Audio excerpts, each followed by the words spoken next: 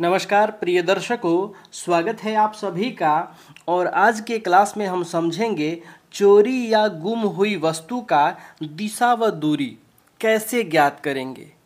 आज के प्रश्न कुंडली पर हम ज्ञात करेंगे प्रश्न कुंडली से कि यदि कोई वस्तु चोरी हो गई है या गुम हो गई है तो वह किस दिशा में गई होगी और कितनी दूरी होगी। दूर होगा, नज़दीक होगा या घर पर ही मिल जाएगा, कहीं घर पर ही रखा गया है।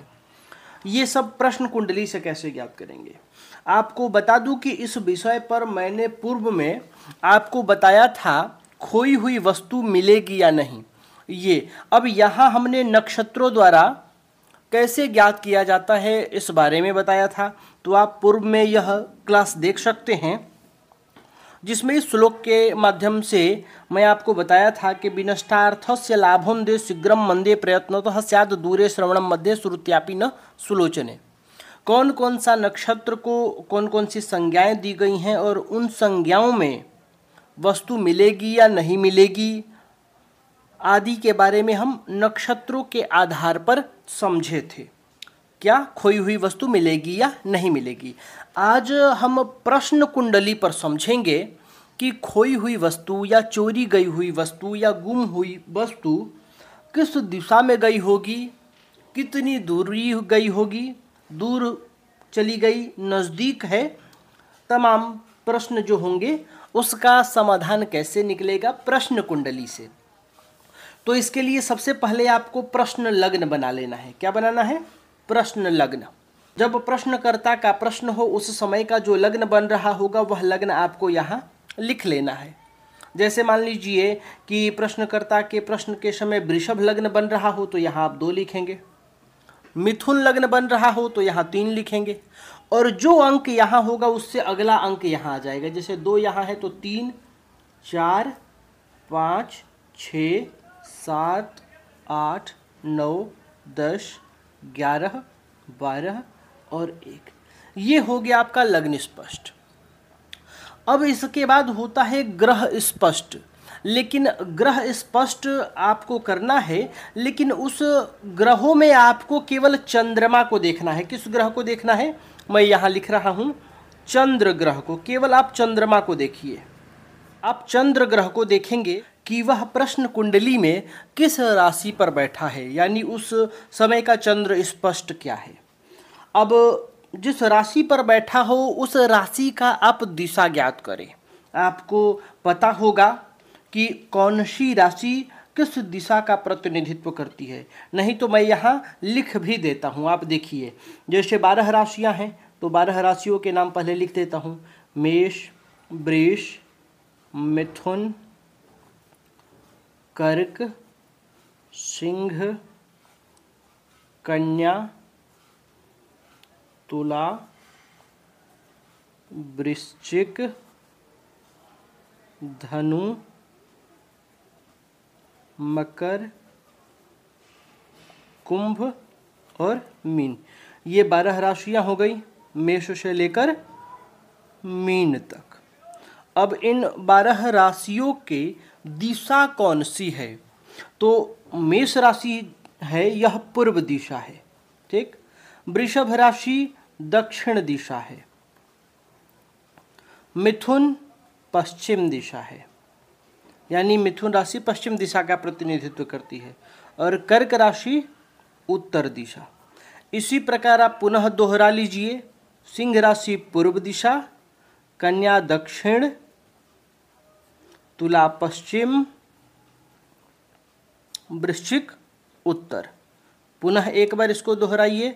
धनु राशि पूर्व दिशा, मकर हो जाएगा दक्षिण, कुंभ पश्चिम और मीन उत्तर दिशा। अब आप इस चक्र को देख लीजिए। अब यहाँ आपको देखना है कि चंद्रमा किस राशि पर बैठे हैं, यानी चंद्र स्पष्ट किस राशि पर हुआ। मान लीजिए चंद्रमा आपको यहाँ दिखाई पड़ जाए प्रश्न कुंडली में, और आप ज्ञात कर रहे हैं कि चोरी हुई या गुम हुई वस्तु किस दिशा में है। आपने प्रश्न कुंडली बनाया, प्रश्न कुंडली में जब चंद्र स्पष्ट किया तो पता चला कि चंद्र 2 नंबर की राशि पर बैठे हैं। तो 2 नंबर की राशि कौन सी दिशा है? तो वृषभ राशि दक्षिण दिशा है। यानी खोई हुई या चोरी हुई वस्तु आपके दक्षिण दिशा में गई होती है, दक्षिण दिशा से प्राप्त होती है। इसी प्रकार अब मान लीजिए चंद्रमा आपको यदि 5 में दिखाई पड़ जाए, तो 5 नंबर की राशि सिंह है और यह पूर्व दिशा का प्रतिनिधित्व करती है। तो आपको चंद्रमा देखना है और किस राशि पर बैठे हैं यह देखना है। क्लियर हो गया? अब दूरी क्या होगी? अगला सवाल है कि उसकी दूरी क्या होगी। तो दूरी के लिए आपको देखना है राशियों की संज्ञाएं। राशियों की 3 संज्ञाएं हैं, चर, स्थिर और द्विस्वभाव। क्या है? ये 3 है, चर है, स्थिर है और द्विस्वभाव है। ये 3 संज्ञाएं हैं। ठीक, तो अब आपको यह देखना है कि ये जो चंद्रमा है जिस राशि पर बैठे हैं वह कौन सी संज्ञा की राशि है, यानी वह राशि चर है, स्थिर है या द्विस्वभाव है। इसके लिए आप इसको ऐसे कर लीजिए, ये हो गया मेष, वृष, मिथुन, कर्क, सिंह, कन्या, तुला, वृश्चिक, धनु, मकर, कुंभ और मीन। आप इसको ये चक्र बना लीजिए, आपको यह भी समझ में आ जाएगा। देखिए अब द्विस्वभाव की राशि कौन कौन सी है? तो 3, 6, 9, 12, यानी मिथुन राशि, कन्या राशि, धनु राशि और मीन राशि। चर राशि कौन कौन सी है? तो 1, 4, 7, 10, यानी मेष राशि, कर्क राशि, तुला राशि और मकर राशि। ये तो तय हो गया। जैसे मान लीजिए ये चंद्रमा 2 नंबर की राशि में बैठे हों तो दक्षिण दिशा और स्थिर राशि हो जाएगी। 5 में यदि आपको दिखाई पड़े तो ये पूर्व दिशा और स्थिर राशि हो जाएगी, ये भी स्थिर ही होगी। अगर 1 में बैठे हों तो पूर्व दिशा और चर राशि हो जाएगी। अब इसका जो है, इससे दूरी कैसे ज्ञात होगा? तो यदि चंद्रमा चर राशि में बैठे हों, चर राशि 1, 4, 7, 10, इस प्रश्न कुंडली में चाहे वो 1 में बैठे हों, चाहे वो 4 में बैठे हों, चाहे वह 7 में बैठे हों, चाहे वह 10 में बैठे हों, तो यदि चर राशि में है तो वस्तु दूर समझना चाहिए। वस्तु बहुत दूर निकल गया होता है, खोई हुई वस्तु जातक से बहुत दूर हो जाती है।